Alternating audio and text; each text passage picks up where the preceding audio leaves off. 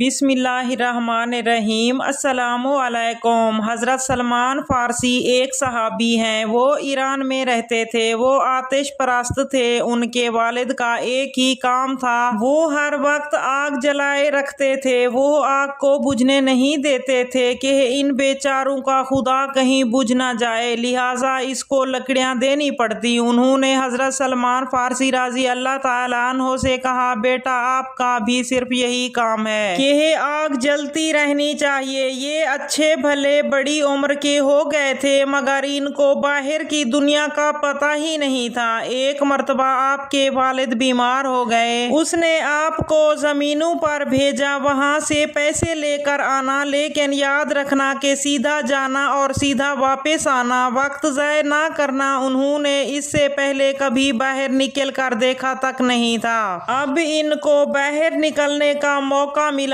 چنانچہ جب باہر نکل کر جا رہے تھے تو ایک راہب عیسائیوں کا عالم اس کو مل گیا۔ انہوں نے اس راہب سے راستہ پوچھا، ان کی آپس میں بات چیت ہونے لگی۔ راہب نے ان سے پوچھا، کیا کرتے ہو؟ انہوں نے بتا دیا۔ اس طرح بات چیت کے ساتھ راہب کو ان سے تعلق ہو گیا۔ اس نے کہا، یہاں قریب ہی ایک چرچ ہے، میں وہیں رہتا ہوں، تجھے جب موقع ملے میرے پاس ہو جایا کرو۔ چنانچہ وہ جب بھی ادھر آتے تو اس کو مل کر جاتے۔ راہب نے ان کے سامنے عیسائیت کی تعلیمات پیش کی۔ اس وقت عیسائی مذہب کو سچا مذہب سمجھا جاتا تھا۔ ان کے دل میں خیال آیا کہ یہ مذہب بالکل ٹھیک ہے، لہٰذا میں یہ مذہب اختیار کروں گا۔ آپ اس سے پوچھنے لگے کہ کیا میں یہ تعلیم حاصل کر سکتا ہوں؟ راہب نے کہا، ہاں، مگر بڑے عالم فلاں شہر میں رہتے ہیں، اگر آپ تعلیم حاصل کرنا چاہتے ہیں تو ان کے پاس چلے جائیں۔ انہوں نے کہا، میں ان کے پاس کیسے جاؤں؟ راہب نے کہا، فلاں قافلہ فلاں تاریخ کو جائے گا تو میں آپ کو اس قافلے والوں کے ساتھ بھیج دوں گا۔ وہ کہنے لگے، بس مجھے اطلاع دے دیجیے گا، میں گھر سے آ جاؤں گا، کیونکہ اگر میں یہاں رہا تو مجھے آگ جلانے پر رکھیں گے، اس کی وجہ سے میری زندگی نہیں سنورے گی، لہٰذا بہتر ہے کہ میں وہاں جا کر علم حاصل کر لوں۔ جب ایک قافلہ جانے لگا تو راہب نے ان کو اطلاع دی اور یہ قافلے کے ساتھ وہاں چلے گئے۔ جس کے پاس گئے وہ بڑی عمر کا عالم تھا، حضرت سلیمان فارسی رضی اللہ تعالیٰ عنہ۔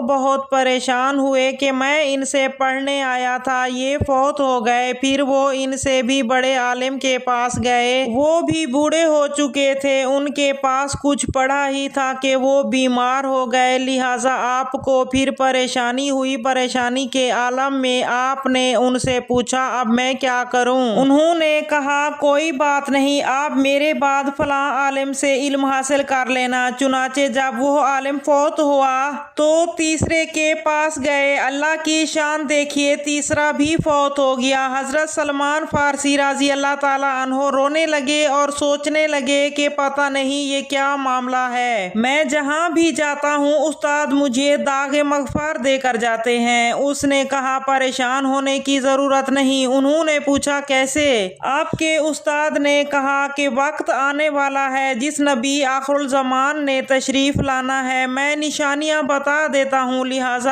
آپ کوشش کر کے اس علاقے میں چلے جائیں جہاں انہوں نے آنا ہے، وہاں جا کر ان سے تعلیم حاصل کرنا۔ یہ سن کر بہت خوش ہوئے۔ چنانچہ آپ کے استاد نے آپ کو نشانیاں بتائیں اور ایک قافلے والوں کے ساتھ مدینے کی طرف روانہ کر دیا۔ اس زمانے میں مدینے کو یثرب کہا جاتا تھا۔ قافلے والوں نے درمیان میں بدعہدی کی کہ یہ بچہ ہے، اس کا کوئی وارث نہیں۔ مدینہ منورہ پہنچ کر انہوں نے ایک غلام کے طور پر بیچ دیا اور انہیں ایک یہودی نے خرید لیا۔ آپ کا کوئی واقف نہ تھا۔ انہوں نے جب یہ علاقہ دیکھا اور ان نشانیوں کو دیکھا جو ان کے استاد نے بتائی تھی تو ان کو پتہ چل گیا کہ یہ وہی علاقہ ہے جہاں نبی آخر الزمان نے تشریف لانا ہے۔ چنانچہ دل میں فیصلہ کر لیا، میں یہیں رہوں گا۔ اس یہودی کا ایک کھجوروں کا باغ تھا، وہ سارا دن اس باغ میں کام کرتے۔ ایک مرتبہ کھجور کے ایک درخت پر چڑھ چڑھ کر کھجور اتار رہے تھے کہ اس یہودی کا دوست اسے ملنے آیا اور وہ وہیں بیٹھ کر آپس میں باتیں کرنے لگے۔ باتوں ہی باتوں میں کہنے لگے کہ مکہ سے ایک آدمی یہاں آتے ہیں اور وہ نبوت کا دعویٰ کر رہے ہیں۔ جب انہوں نے نبوت کا لفظ سنا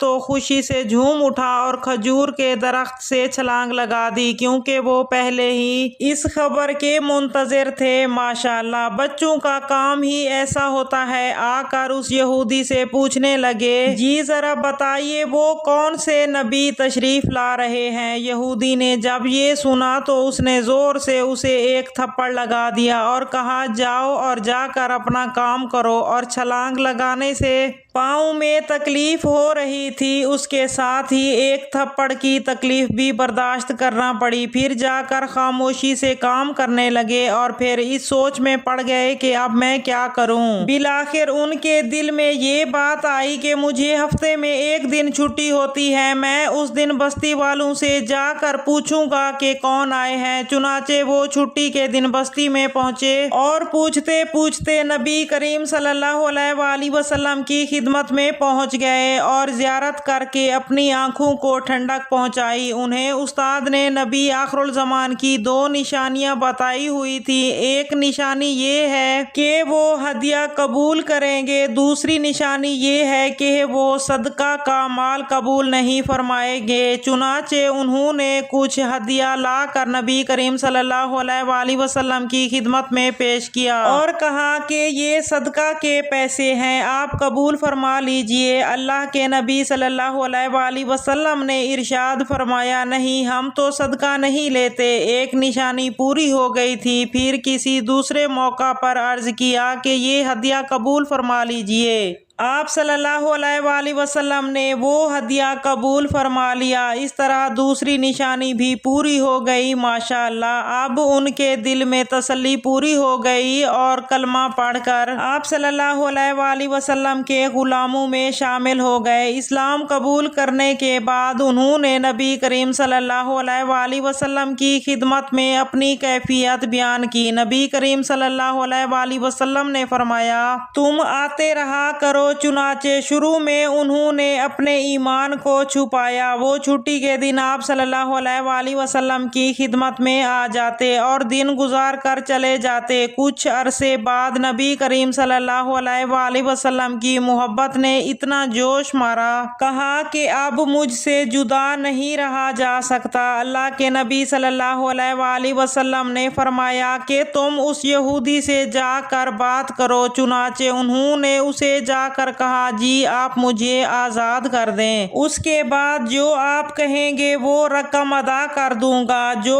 کام کہیں گے وہ کر دوں گا۔ یہودی بڑا تیز تھا، اس نے کہا، میں دو شرطوں پر آپ کو آزاد کرتا ہوں۔ ایک شرط یہ کہ کھجوروں کے 300 درخت لگاؤ، جب وہ پھل دینا شروع کر دیں گے تب پہلی شرط پوری ہو جائے گی۔ اس کا خیال تھا کہ اگر آج درخت لگائیں گے تو پھل لگنے میں کئی سال لگ جائیں گے۔ اور دوسری شرط یہ کہ اس نے سونے کی مخصوص تعداد بتائی جو کہ بہت زیادہ تھی۔ اس کا خیال تھا کہ اتنے سونے میں تو 50 غلام آ جاتے ہیں، یہ کہاں سے اتنا سونا دے سکے گا۔ آپ نے یہودی کی دونوں شرطیں قبول کر لی اور آ کر نبی کریم صلی اللہ علیہ وآلہ وسلم کی خدمت میں عرض کیا اور دونوں شرطیں بتا دیں۔ وہ ابھی ادھر ہی بیٹھے تھے، ایک شخص نے سونے کا ایک ڈلا نبی کریم صلی اللہ علیہ وآلہ وسلم کی خدمت میں ہدیہ کے طور پر پیش کیا۔ حضرت محمد صلی اللہ علیہ وآلہ وسلم نے وہ سونا حضرت سلمان فارسی کو دے دیا اور فرمایا، سلمان، اللہ نے تیرا کام آسان کر دیا، جاؤ یہ سونا لے جاؤ اور اس یہودی کو دے دو۔ یہ سونا لے گئے اور جا کر وہ سونا یہودی کو دے دیا۔ سونے کا وہ ڈلا دیکھنے میں تو چھوٹا سا تھا، لیکن جب وزن کیا گیا تو بالکل پورا نکلا۔ وہ بڑا حیران ہوا، اس نے سوچا شاید ترازو میں کوئی خرابی ہو۔ چنانچہ اس نے ترازو کو ٹھیک کیا اور پھر تولا، پھر وہ پورا نکلا۔ اس طرح اس نے کئی بار وزن کیا اور ہر بار وزن پورا نکلا۔ بالآخر حیران ہو کر کہنے لگا، چلو ٹھیک ہے، اب کھجوروں کا باغ لگاؤ۔ حضرت سلمان فارسی نے پھر نبی کریم صلی اللہ علیہ وآلہ وسلم کی خدمت میں عرض کیا۔ آپ صلی اللہ علیہ وآلہ وسلم نے فرمایا، تم زمین تیار کرو، ہمارا انتظار کرنا، ہم آ کر تمہارے ساتھ کھجوریں لگوائیں گے۔ اللہ تبارک و تعالیٰ کی شان دیکھیے کہ اللہ کے محبوب صلی اللہ علیہ وآلہ وسلم نے آ کر ان کے ساتھ کھجوریں لگوائی اور ان کھجوروں نے اسی سال پھل اٹھایا۔ اللہ اکبر۔ جب دونوں شرطیں پوری ہو گئی تو اسے آزاد کرنا پڑا۔ آزاد ہو کر آپ نبی کریم صلی اللہ علیہ وآلہ وسلم کی خدمت میں آ گئے اور عرض کیا، اے اللہ کے نبی صلی اللہ علیہ وآلہ وسلم، میں حاضر ہوں، اب میرے لیے کیا حکم ہے؟ آپ صلی اللہ علیہ وآلہ وسلم نے فرمایا، اب تم اصحاب صفا میں شامل ہو۔ جب فقراء مکہ مکرمہ، حبشہ اور دوسری جگہوں سے ہجرت کر کے آئے ہوئے ہوتے تھے، ان کے لیے ایک چھوٹا سا چبوترا بنا ہوا تھا، اس میں وہ رہتے تھے۔ ان کو اصحاب صفا یعنی چبوترے والے کہا جاتا تھا۔ آپ صلی اللہ علیہ وآلہ وسلم نے فرمایا کہ تم بھی انہی کے ساتھ شامل ہو جاؤ۔ چنانچہ وہ بھی اصحاب صفا میں شامل ہو گئے۔ اب دیکھنا ہے کہ اللہ تبارک و تعالیٰ نے ان کے ساتھ کیا قدردانی کا معاملہ فرمایا۔ اپنا گھر کس لیے چھوڑا تھا؟ اللہ کے لیے۔ تو جس نے اپنا گھر بار اور اپنے رشتہ دار صرف اللہ تبارک و تعالیٰ کی رضا کے لیے چھوڑے تھے، اللہ نے ان کی اتنی قدردانی فرمائی کہ ایک وقت ایسا آیا کہ نبی کریم صلی اللہ علیہ وآلہ وسلم نے ارشاد فرمایا، سلمان تو ہمارے اہل بیت میں سے ہے۔ تو اللہ کے نبی صلی اللہ علیہ وآلہ وسلم نے حضرت سلمان فارسی رضی اللہ تعالیٰ عنہ کو اپنے اہل بیت میں شامل فرما لیا۔ اللہ اکبر۔ رشتہ داروں کو چھوڑا اور اللہ رب العزت نے ان کی نسبت کن کے ساتھ کر دی؟ اہل بیت کے ساتھ کر دی۔ سبحان اللہ۔